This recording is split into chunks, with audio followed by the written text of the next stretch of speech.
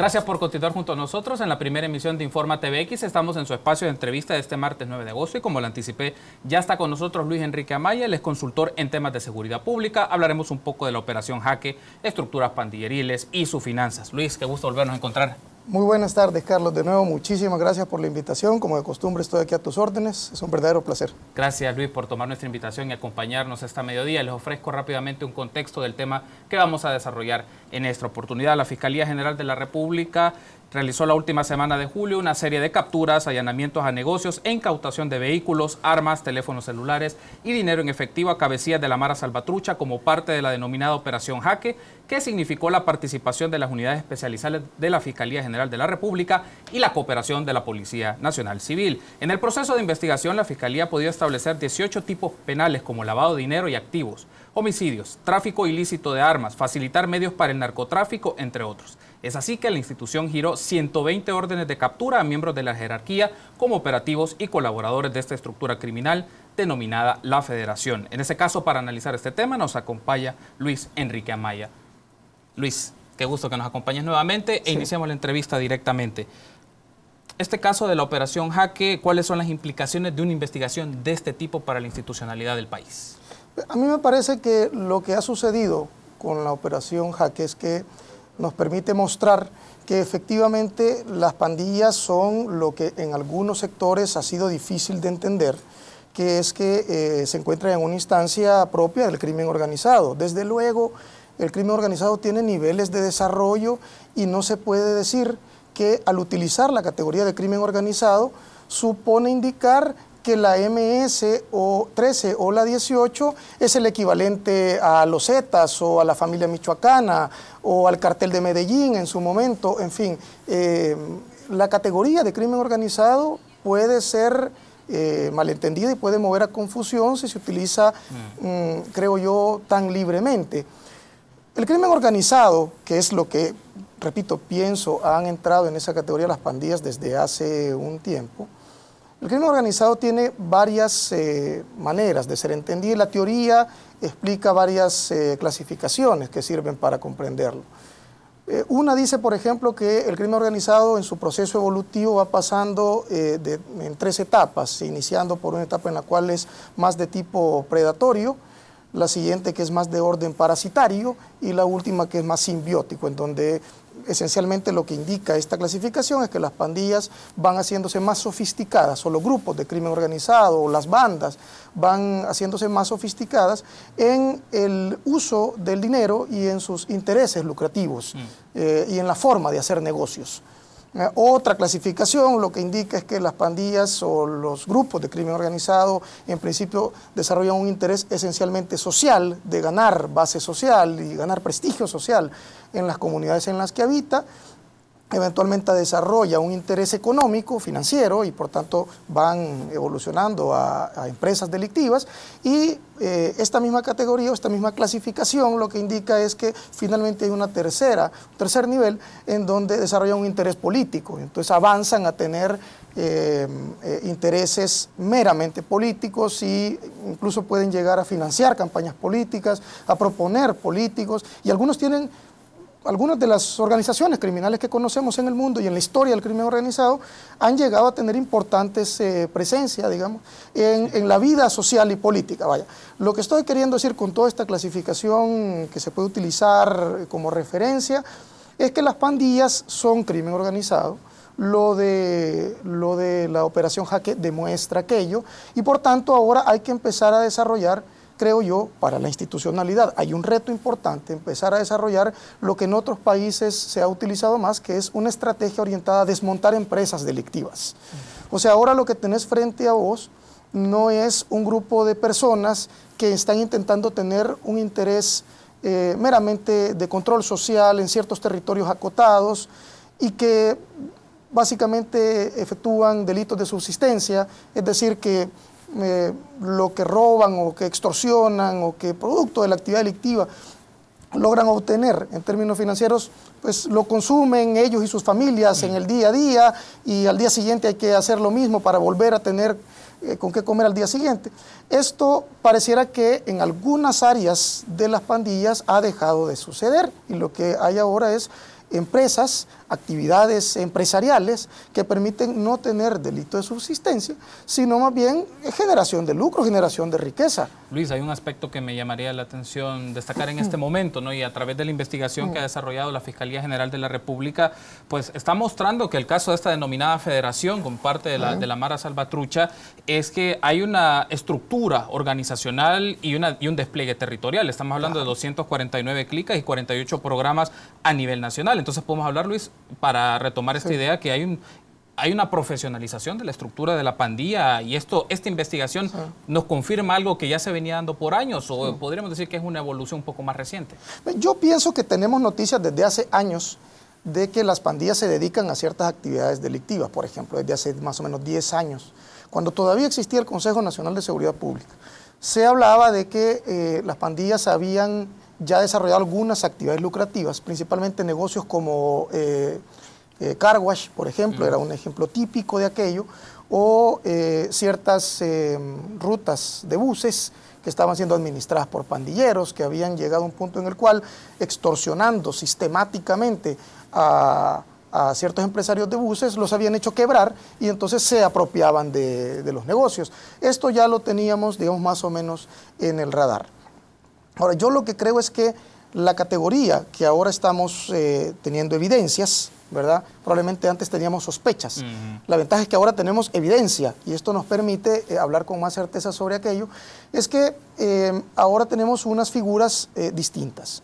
Por ejemplo, una de las características, dos quizás, pero una de las características esenciales del crimen organizado es que suele cometer una constelación de delitos. Por ejemplo, internacionalmente, la observación que hace instancias como Naciones Unidas con respecto al comportamiento de ciertas agrupaciones criminales, ciertas organizaciones criminales, lleva al monitoreo de hasta 23 figuras delictivas, de las cuales se decía en algún momento que grupos del crimen organizado, como en México, cometen 22 de esas 23, que solamente no se registraba tráfico de material radioactivo, por ejemplo, que sí sucede en otras instancias, como la mafia rusa o las tríadas chinas, en fin, que son instancias o expresiones del crimen organizado muy sofisticadas.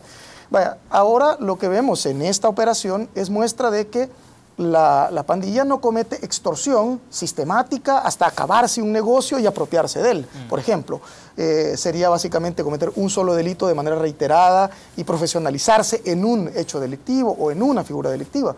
En esta ocasión ves una constelación de hechos delictivos, de figuras delictivas. Se han cometido distintos tipos de delitos. Esta es una expresión típica de crimen organizado. Eso llevó a que muchos dijeran que la expresión de cárteles de la droga, por ejemplo, en México o en Colombia, fuese inapropiada, se considerase inapropiada, porque no solamente comercializaban drogas, sino que cometían una variedad más amplia de figuras delictivas.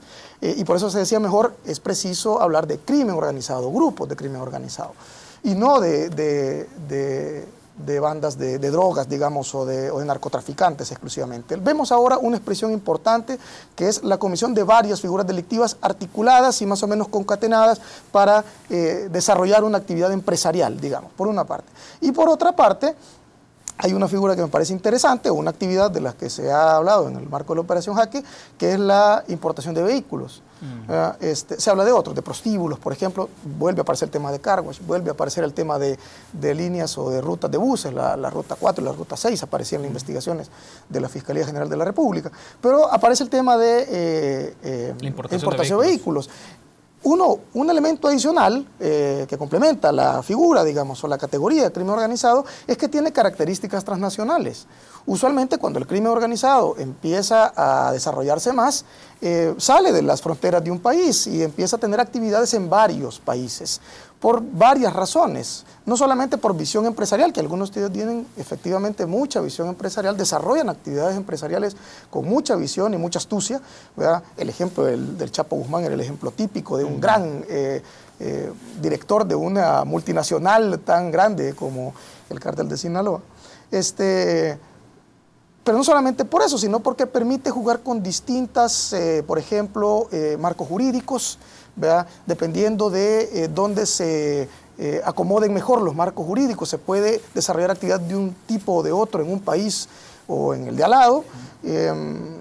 por ejemplo, si hay ciertas condiciones impositivas, como son actividades lucrativas, si hay ciertas condiciones impositivas, sobre todo cuando se entra en la línea de lavar dinero, entonces conviene de pronto utilizar unas ciertas leyes tributarias que no necesariamente están en otro país, en fin.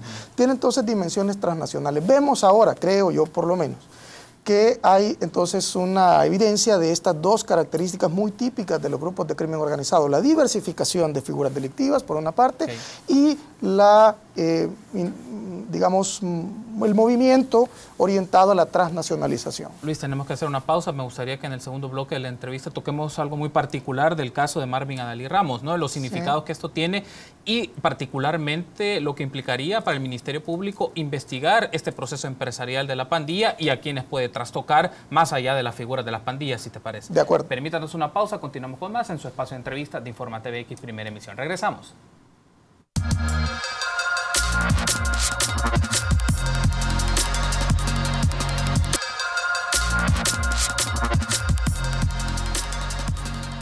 Continuamos con su espacio de entrevista de Informa TVX Primera Emisión este martes 9 de agosto. Me acompaña Luis Enrique Amaya, consultor en temas de seguridad, y estamos hablando de la operación Jaque de estructuras pandilleriles y sus finanzas. Luis, entonces, retomando la entrevista, hablemos ahora particularmente de una figura, un hombre ha resultado de este proceso de investigación, Marvin Adalí Ramos, conocido como el Pigua, y hay algo que es interesante en este caso. El primero es, y es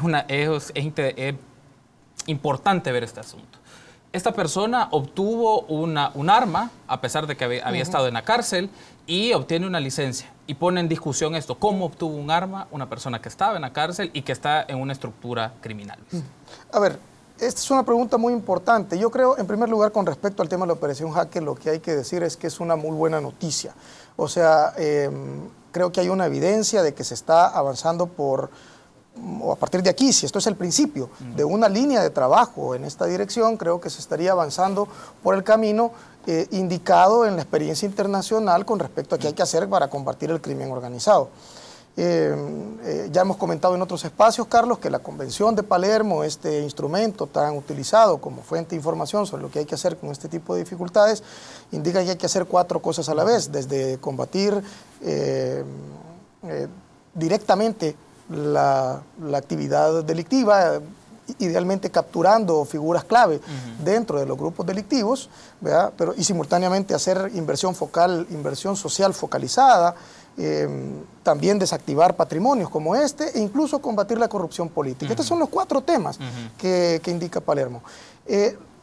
Yo pienso que si se avanza por esta línea, estaríamos en la posibilidad de que eventualmente, si se profundiza, como ha sucedido en otros países, como se ha visto esto en Italia, en Colombia, en México, etcétera, eventualmente se tendrá que llegar a instancias de alto nivel político y posiblemente de alto nivel del sector productivo también, porque según lo que indica la experiencia de estos países y la teoría misma ha logrado construir a partir de aquello, es que los principales aliados de bandas del crimen organizado son políticos corruptos y empresarios deshonestos.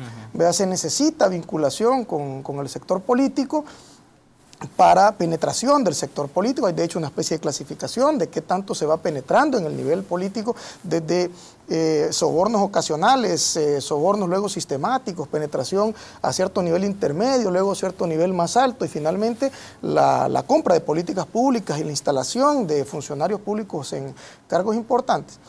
Esto es necesario para poder desarrollar esta actividad empresarial y legal más suave y tranquilamente, pero también se necesitan de socios en el sector productivo para lavar dinero y poder entonces generar todavía más patrimonio. ¿Qué te quiero decir con todo esto? Es que esta persona, alias el Pigua, haya tenido acceso a esto, puede ser perfectamente, como dice el general Munguía Payés, algo que pues, no se tiene control porque él venía con documentos en regla y sencillamente se otorgó el permiso a alguien que presentó documentos en regla.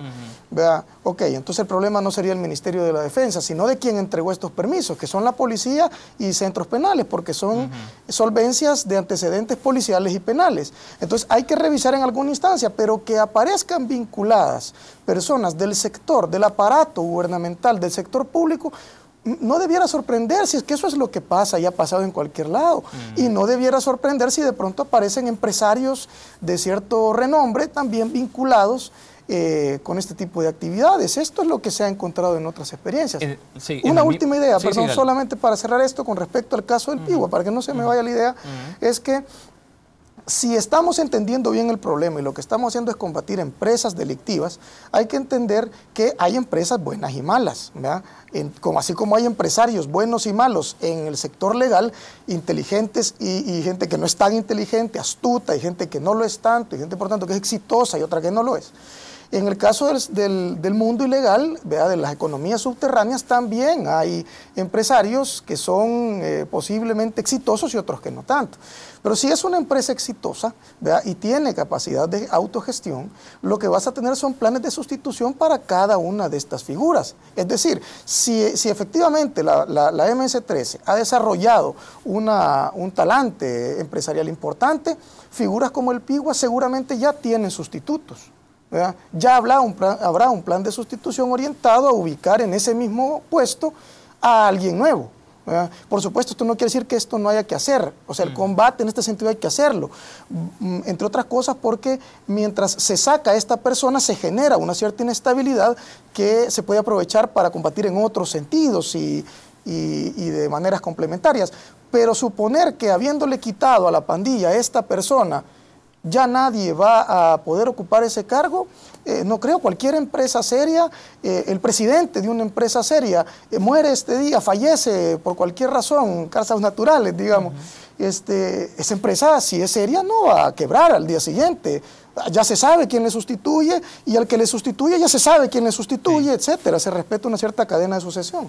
Luis, hay otro asunto que me gustaría que abordemos, siempre tomando el perfil del caso de Marvin Adalí Ramos, el Pigua. No solo está el tema de tener una licencia para portar armas y a pesar de los antecedentes que tenía. El otro aspecto que está en discusión es obtener beneficios del proceso de la tregua. Ya ha mencionado el alcalde de Ilopango que trabajó para la alcaldía de Ilopango, ese es un punto. Y también se manejaba la idea, o se maneja como presunción de que fue beneficiado con dinero, ¿no?, que se le brindó en este proceso de la tregua. Y este es otro aspecto que lo vuelve relevante para el análisis, Luis, el hecho de ver qué significó entonces la tregua para el gobierno, para las pandillas y todos los involucrados. Es decir, los procedimientos, pero también quienes están en un proceso con mucha penumbra, pues. Claro. Yo creo que el tema de la tregua lo hemos estudiado todavía muy... no diría superficialmente, pero preliminarmente, vaya. O sea, la tregua todavía debe ser estudiada con mayor detenimiento y mayor profundidad.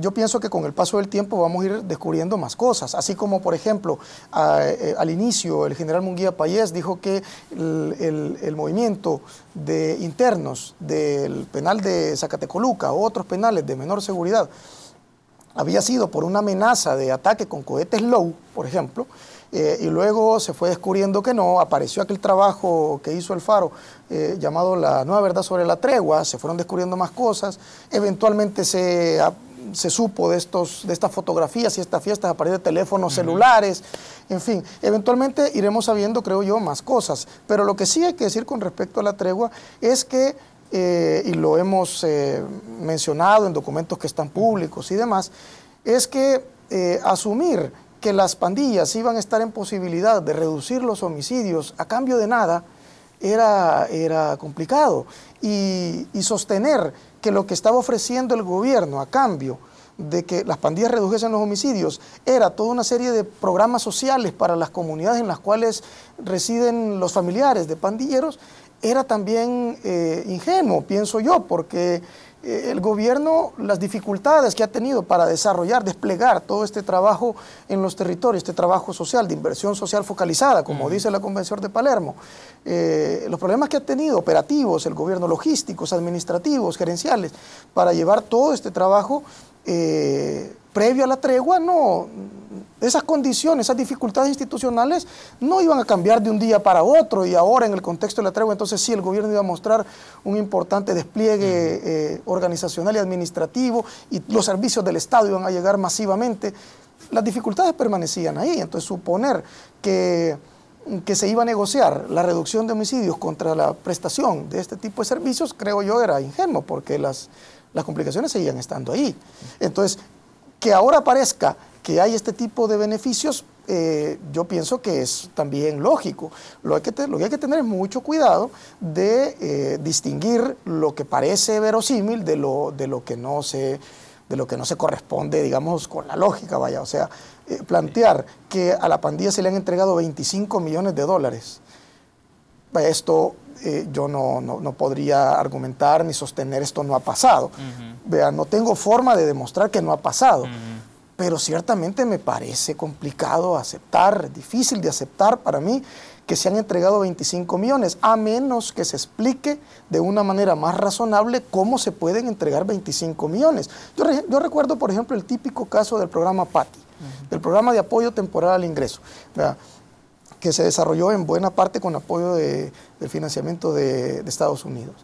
En algún momento se dijo que el programa PATI estaba trasladando dinero a miembros de pandillas, y esto hizo que este programa tuviese un momento de una cierta inestabilidad, en la cual el gobierno de los Estados Unidos quería estudiar mejor cómo es que se estaban haciendo estas transferencias de dinero y que parecía que estaban llegando a miembros de pandillas. Vaya, si se confirma esto, que se entregó, el PATI podría ser una vía a través de la cual se estaba entregando este dinero, podría concluir uno, pero no 25 millones. O sea, pienso yo que hay todavía partes de la historia que no terminan de ser creíbles, que no parece corresponderse con la lógica y de las cuales, por supuesto, no hay evidencia empírica. Perfecto. Luis, gracias por habernos acompañado. Ha sido un gusto que estés con nosotros en el espacio de entrevista. Nos volveremos a encontrar seguramente. Estoy siempre a tus órdenes, Carlos, y un verdadero placer estar aquí con ustedes. Gracias, Luis, por habernos acompañado. Este martes 9 de agosto en el espacio de entrevista nos acompañó Luis Enrique Amaya, consultor en temas de seguridad. Hablamos de la operación Jaque. Permítanos una pausa. Volvemos con más información.